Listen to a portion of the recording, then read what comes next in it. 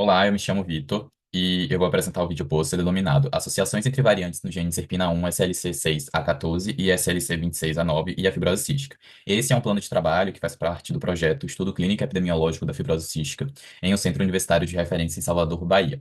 Eu fui orientado pela doutora e professora Edna Lúcia Souza.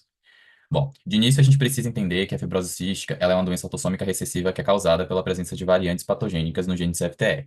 O fenótipo clínico da fibrose cística, ele é muito diverso. E hoje a gente já sabe que essa diversidade ela decorre da interação entre variantes no gene CFTR, do ambiente e dos genes modificadores. Então, as variantes no gene CFTR, além de causar a doença, elas também influenciam o fenótipo clínico, bem como o ambiente. E como exemplo, a gente tem o tabagismo, exposição ocupacional e exposição a alérgenos e os genes modificadores, que é o que a gente vai estudar aqui nessa pesquisa.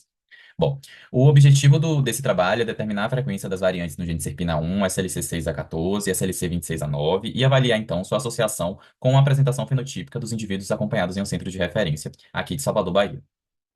Bom, esse foi um estudo de corte transversal. Incluímos ali todos os pacientes que tinham diagnóstico para fibrose cística confirmado pelo teste do suor e ou identificação de duas variantes no gene CFTR, e foram excluídos todos aqueles pacientes que não fizeram pesquisa para as variantes nos genes modificadores estudados.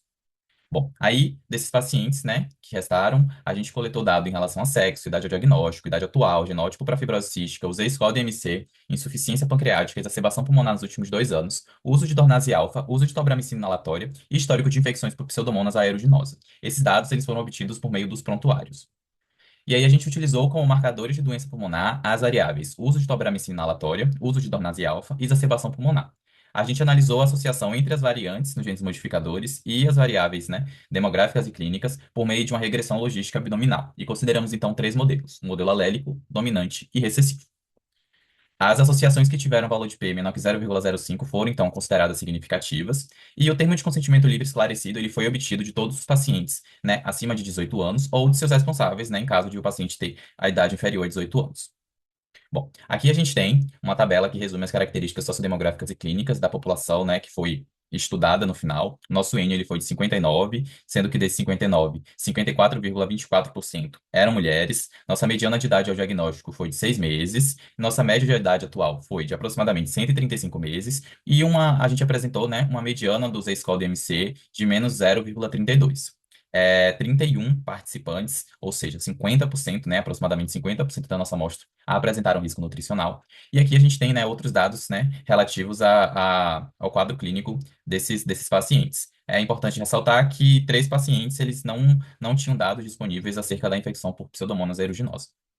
Aqui a gente tem a frequência genotípica das variantes estudadas. Então, a variante do gene SLC6A14, ela estava presente ali em mais de 50%, né, da nossa amostra, enquanto que a variante no gene SLC26A9, ela estava presente em mais de 60% da nossa amostra, né? A gente não identificou variantes no gene SERPINA1 e um indivíduo ele não apresentou dados relativos à identificação da variante R3788766, que é relativa ao gene SLC6A14.